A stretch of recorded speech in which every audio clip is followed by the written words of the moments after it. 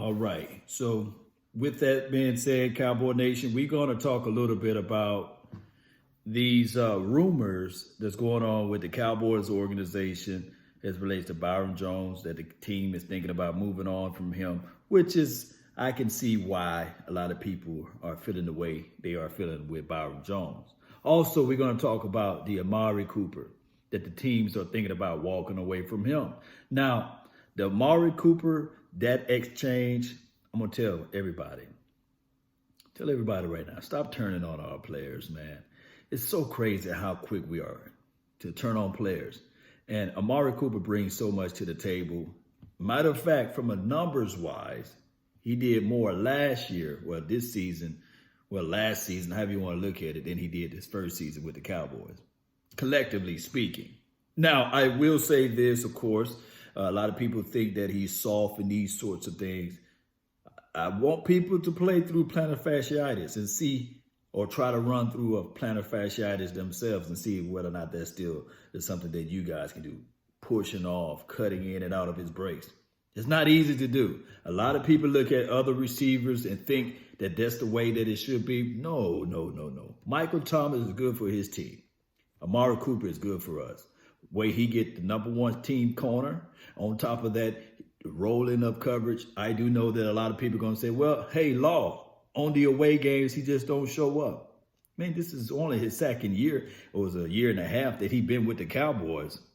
Let that sink into your mental as well. So I just want people to stop pointing the finger on Amari Cooper.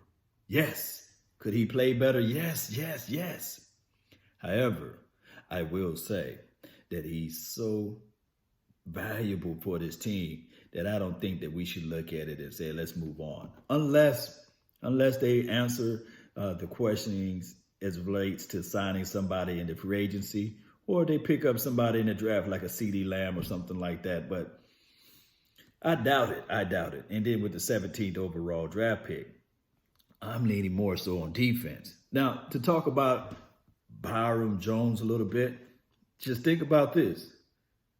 Have not been long enough for us to go back to the days of the Brandon Carrs of the world, the Morris Claibornes. And I can tell you right now, he's a whole lot better than those guys. He surely is. So I'm going to go and repeat what I used to always say to everybody, and I want you guys to write this down. Nietzsche, do not spoil what you have by desiring the things that you don't. Because at one point of time, the thing that you do have is something that you dream for, wish for, long for. And you can always say beg for. Look, he brings into a lot of things to the table. But I will say this too. Speaking of wide receiver play, it is so pathetic of the National Football League to leave out my brother from another mother, Drew Pearson, the original 88, the godfather of anybody who throws on 88 as relates to the Dallas Cowboys. How are you going to have the man that threw the ball in the hall, but the person that received the ball don't get a call? I'm talking about you got Roger Staubach, the one that threw the ball, to my brother, Drew Pearson.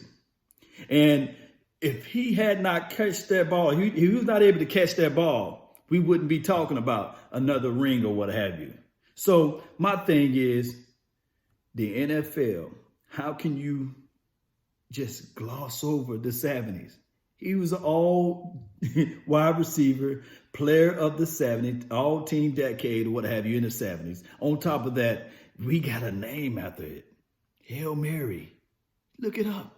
The NFL doing a very, very disservice as it relates to the Hall of Fame. I don't know who's all on the committee, but they making a major mistake. And trust me, Drew Pearson, he don't have to be all upset, although he did show his emotions a little bit. And I can understand the reason why. But just try to keep your head, man, because it's crazy. It is flat out crazy for them to leave your name out of the list. Shout out to Cliff Harris. Shout out to everybody else that was added into the mix. Shout out to Jimmy Johnson. But we still making an epic mistake, NFL, by leaving out Drew Pearson. You got to put that man in there, man. You got to. I'm not going to go over other wide receivers that's in there that don't belongs in there. But when it goes back to the history and it goes back to the time, you cannot explain the 70s.